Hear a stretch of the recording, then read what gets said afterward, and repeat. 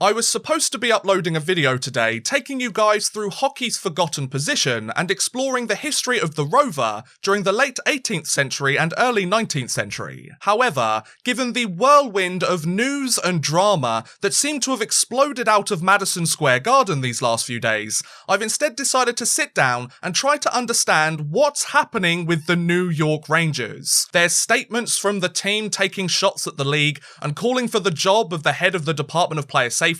The ownership group seems to have fired the president of hockey operations and the team's general manager just 3 games before the end of the season. What's actually going on here, Rangers? Hello hockey fans and welcome back to another video. Now I think it's fair to say that the New York Rangers have had plenty of off-ice drama during the 2021 NHL season. Whether it was the Tony DeAngelo situation and his rumoured fight with Alexander Georgiev in the locker room, or the Artemi Panarin situation where he had to take an extended leave of absence from the team due to some rumours or allegations that came out about him in Russia, there's been a lot of distractions for the New York Rangers this season. However, I think the most recent week of play completely overshadows every single other thing they've had this year, completely takes the cake on the rumours and the controversy and the drama mill, and I just want to sit down, spend this video trying to figure out what's actually going on with the Rangers as things stand right now. I can imagine there's a lot of you sitting there going, what's actually going on here? There's so many tweets and stuff going out and lots of different thoughts and opinions being put out there, so I thought we could sit here,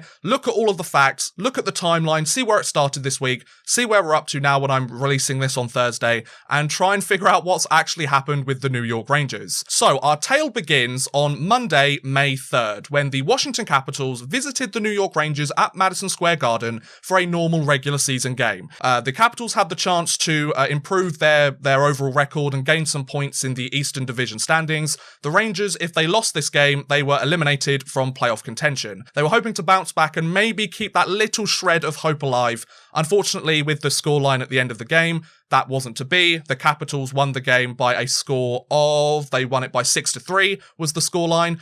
However, that wasn't the biggest discussion from this game. At 7 minutes and 40 seconds into the second period, there was a bit of a scrum in front of the Washington Capitals net. Long story short, Tom Wilson, Washington Capitals forward, a very well-known agitator in the league and a frequent suspension candidate in the league. He's very much a scapegoat for that kind of stuff, but given the way that he plays, it's quite understandable. He decides to throw a light punch with his glove on against Pavel Buchnevich as Buchnevich is laying down on the ice. Some people have said that there was the stick underneath his head, or he tries to cross-check him in the head as well. Rangers forward and superstar, who's already had some drama this year, Artemi Panarin, he decides to go and grab Tom Wilson from behind and be like, get off Pavel Buchnevich, get off our players, please. However, in this instance, Tom Wilson, he grabs Artemi Panarin's hair, he throws him to the ice, and he starts beating him up, but he has the gloves on, he starts trying to punch him and throw punches. Panarin's turtling up on the ice, he doesn't want to fight Tom Wilson, but essentially Wilson starts fighting him, then he's given a misconduct. So there's a bunch of penalties that are given as a result of this ensuing scrum and Tom Wilson's actions. Wilson ends up getting a misconduct, but not a game misconduct. He gets sent off for the rest of the second period and most of the third period, and interestingly, he comes back and scores the empty net goal for the 6-3 victory for the Washington Capitals. So now, after that, the game goes down, everybody thinks, right, Tom Wilson's going to get suspended for this, though the way he punched Buchnevich when he was down in a defenseless position, the argument was made. The way that he did that, and then the response to Artemi Panarin throwing him on the ice, grabbing him by his hair, and they're thinking, right, there's going to be a suspension here for Tom Wilson. He's a repeat offender. This thing happens all the time with him. He's already been suspended once this season for a hit on Brandon Carlo. But then the Department of Player Safety comes out the very next day, it was released on May 4th, and said Washington's Tom Wilson has been fined $5,000, the maximum allowable under the current collective bargaining agreement, for roughing Rangers' Pavel Buchnevich. Now, one thing you might notice in that is that the fine wasn't for anything that Tom Wilson did to Artemi Panarin. The Department of Player Safety decided what he did to Pavel Buchnevich on the ice was worth a $5,000 fine. No suspension, no missing games, just a $5,000 fine, which we can have a discussion here about whether $5,000 is a legitimate amount of money that, these million-dollar hockey players will really miss that much. Is it much of a deterrent to lose $5,000? Probably not, but that's a discussion for another video. The actions that Tom Wilson took against Artemi Panarin, for which he was given a misconduct, I might add, didn't gain anything. There was no suspension for that, no punishment for what he did to Artemi Panarin.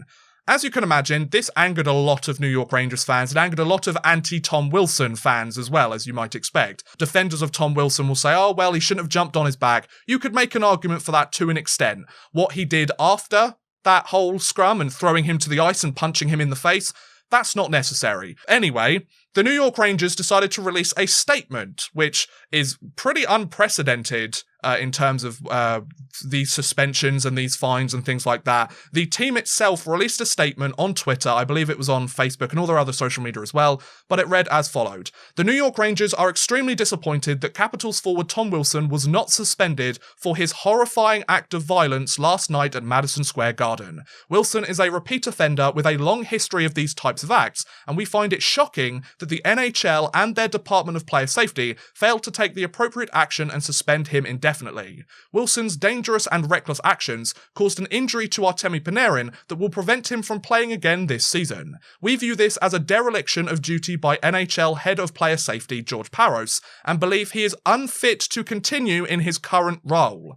So not only are the New York Rangers saying we are disgusted with the fact that Tom Wilson wasn't suspended, they've called for George Parros' job here, essentially.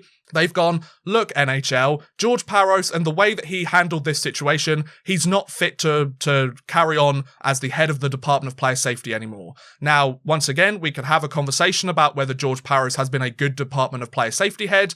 I think there will be some mixed opinions all around the league, especially in a time where they're trying to get rid of headshots and concussions and trying to really crack down on that stuff. Is a play like this and giving him a $5,000 fine for what he did against Buchnevich and nothing for what he did against Artemi Panarin, is that the right thing to do? That's very much up for debate, whether you're a Capitals fan, a Rangers fan, or an NHL fan. So, yeah, they released this statement.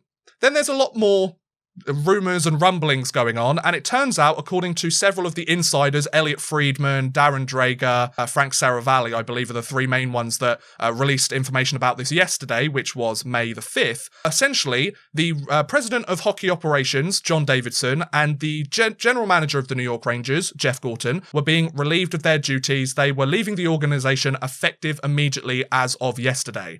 Now, lots of people are thinking, okay, well, it's obviously due to the statement that was put out a couple of days ago.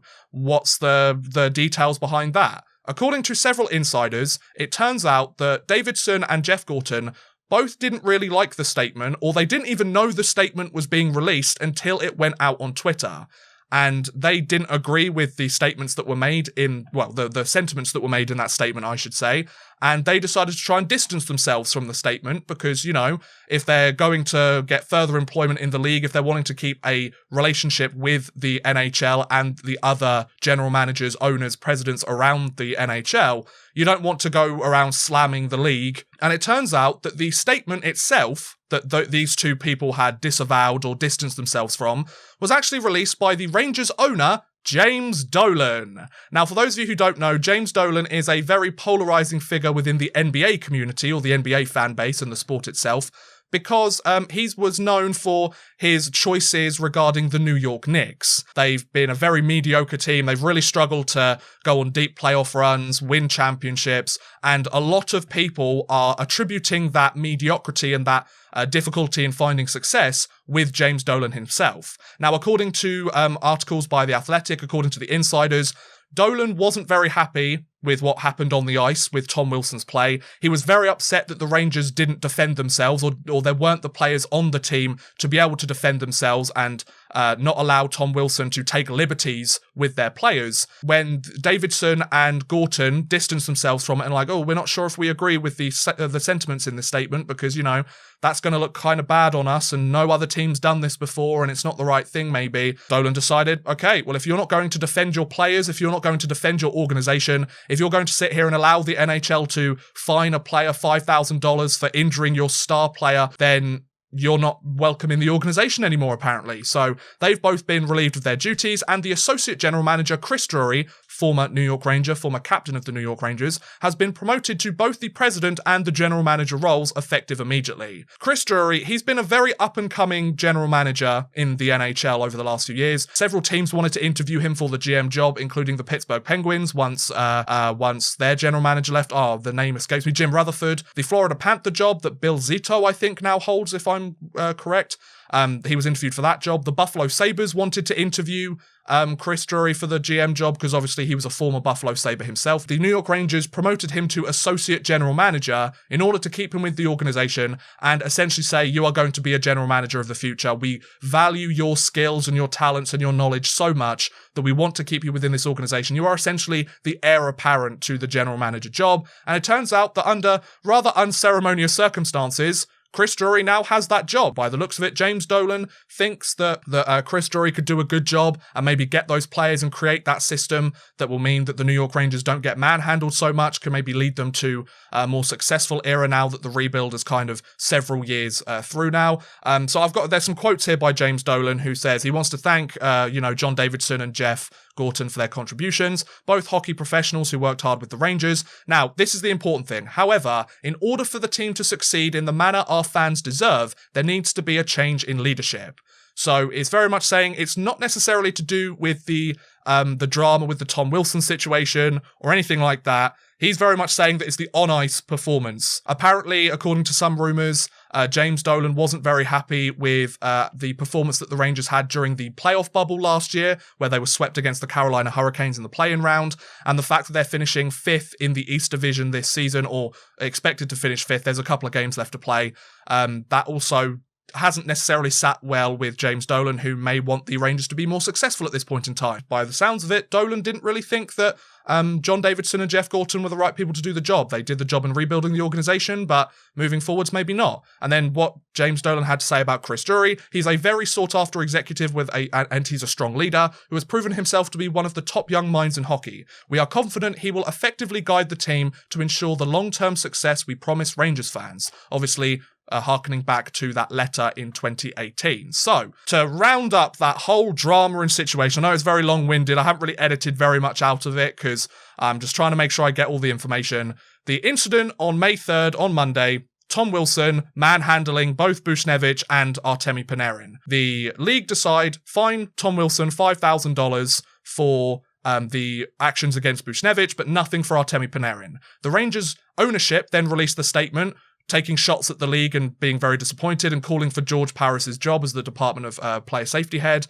Then, the next day, 3 games before the end of the regular season, literally several hours before the Rangers were set to face off against the Washington Capitals again, both John Davidson, the president of hockey operations, and the general manager Jeff Gorton were both leaving the organisation and relieved of their duties effective immediately to be replaced by the new co-president and general manager Chris Drury, who was an associate of the New York Rangers. And James Dolan made it clear it wasn't due to the Tom Wilson situation or the statement, although some insiders have disputed that. It was due to their on-ice play and how Dolan wasn't necessarily very happy that however many years, 3 years roughly after the letter was released, they weren't competing for a playoff spot after giving the green light for the team to rebuild. Now, the last thing that was really interesting about this, as I alluded to earlier, the Rangers and the Capitals played again yesterday on May 5th, which was Wednesday. There was another matchup, their final matchup of the season, the final home game for the New York Rangers this season. And boy, was it an interesting one, ladies and gentlemen. To say that there was a lot of fights would be an absolute understatement. There was a lot of fighting from the very first drop of the puck. The New York Rangers wanted to make it clear that they would not be manhandled again by the Washington Capitals. It was obviously a very emotional game for the Capitals' perspective as TJ Oshie returned to the lineup after his father, Coach Oshie, unfortunately passed away several days before, and Oshie had taken a leave of absence. Luckily, Oshie had a happy end in the game and kind of gave a brilliant send-off to his father and the memory of his father. But before that, 1 second into the first period of the game, a line brawl broke out from the drop of the puck. Nick Dowd fought Kevin Rooney, Carl Hagelin fought Colin Blackwell, and Garnet Hathaway fought Phil DiGiuseppe. And then also we had Brendan Smith going after Tom Wilson. Tom Wilson pretty much got the better of him, but fair play to Brendan Smith for, you know, going after him. He's the only real tougher guy on the Rangers roster that could have done that. Then Anthony Botetto fought Michael Raffle later in the game, and Ryan Strome fought Lars Eller. Thankfully, the narrative has slightly changed from what happened at the start to the end of the game, with TJOC scoring a hat-trick in that game, scoring 3 of the team's 4 goals in order to get the win and give a brilliant send-off and memoriam to his recent father who recently passed away. So the whole story ends on a bit of a lighter, happier note, or a bit of more of a somber note for the Capitals. The Rangers, what's going to happen with them? I don't think anybody has any idea, ladies and gentlemen. In the midst of editing this video, there's been a couple more updates regarding this whole situation, and the first of which is that Rangers forward Pavel Buchnevich will have a hearing today with the NHL's Department of Player Safety due to him high-sticking Washington's Anthony Mantha. Now, from the replays that I've seen and the evidence that's been shown, it's very clear that Buchnevich and Mantha, there was a bit of animosity between them during that shift. Buchnevich throws a hit on Anthony Mantha along the boards. Mantha clearly takes exception to it. He starts trying to push Buchnevich's helmet off, push him away from him, maybe throw a punch towards his face. Then as they're skating away, Mantha clearly wants to instigate something. He's tapping the back of Buchnevich's legs with his stick, clearly wanting to get something started, whether that's a fight or they want to exchange pleasantries or have some words with each other, kind of get him back for the hit along the boards. But then Buchnevich decides to come in and high stick Anthony Mantha right across his face, pretty much takes the shaft of his stick and shoves it up his chin, which I don't agree with. I don't think that's the best course of action for Buchnevich. But the interesting thing here is going to be whether Buchnevich receives a similar penalty to what Wilson received for what he did against Pavel Buchnevich, funnily enough, or whether he gets suspended for his actions against Mantha. Given the fact that he's having a hearing, it might lead you to believe that Buchnevich might be suspended maybe a game, 2 more games, because the Rangers only have 2 more games this season. So Buchnevich might be suspended for the rest of the season as a result of his play there, which, if that's the course of action that they take with Buchnevich, when he himself was cross-checked with the stick along the ice by Tom Wilson a couple of days ago and he got a $5,000 fine, that's going to be a very interesting situation to see. I would imagine they'll announce a ruling on it within the next few hours, an hour or 2 before this video goes up, maybe an hour or so afterwards, because the Rangers play the Boston Bruins today. And then the other really interesting piece of news is that the New York Rangers organization have just been fined $250,000 due to their criticism of the Department of Player Safety and their statement against George Parros. And the National Hockey League made it very clear that while they don't expect any of their clubs to agree with every decision that the Department of Player Safety gives, the extent to which the Rangers expressed their disagreement was unacceptable to them. It is terribly unfair to question George Parros' professionalism and dedication to his role and the Department of Player Safety. So what Tom Wilson did against Pavel Buchnevich and Artemi Panarin got him a $5,000 fine, but when the NHL expressed disappointment that a serial offender, somebody that has done this many times and been suspended for it many times, a repeat offender like Tom Wilson isn't suspended for what is seen by most people as a suspendable action, they get fined roughly 50 times that amount.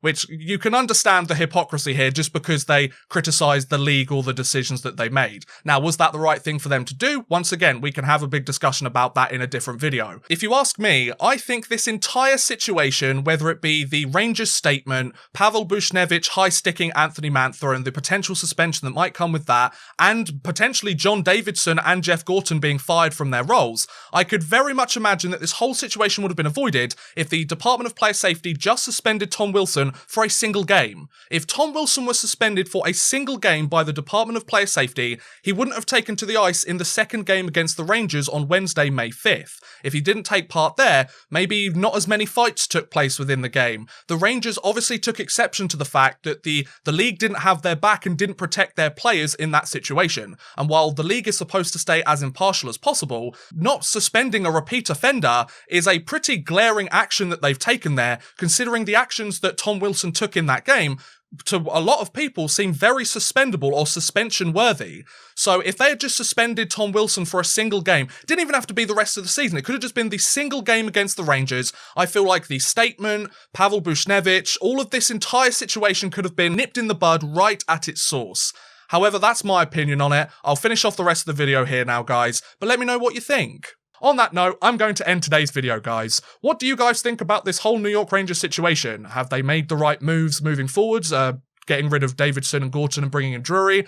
Do you think that the statement that they made was necessary or unnecessary? Let me know your thoughts in the comments below, whether you're a Rangers fan, a Capitals fan, or none, or either or both. Hopefully I gave a good kind of justification for both sides of the argument. I'm obviously a Rangers fan myself, as many of you will know, but I don't want to come across too biased in this situation. I want to try and be as fair to both teams as possible. But do let me know your thoughts in the comments below. I'd love to hear what you guys think. But thank you very much for watching, guys. I hope you have enjoyed. Please feel free to like, subscribe, share, or watch some of my other videos. Thank you very much for watching, and goodbye! A big thank you to Carl Fairbank, Connor B, Drew Fawcett, Houston NG, Jordan Whitehead, Twin Sanity Dad, and Worthless Pieces for helping support this video via Patreon. If you too want to help support the channel a little bit further and get a shout out at the end of every future video, make sure you head over to patreon.com/oddmanrush and become a patron today.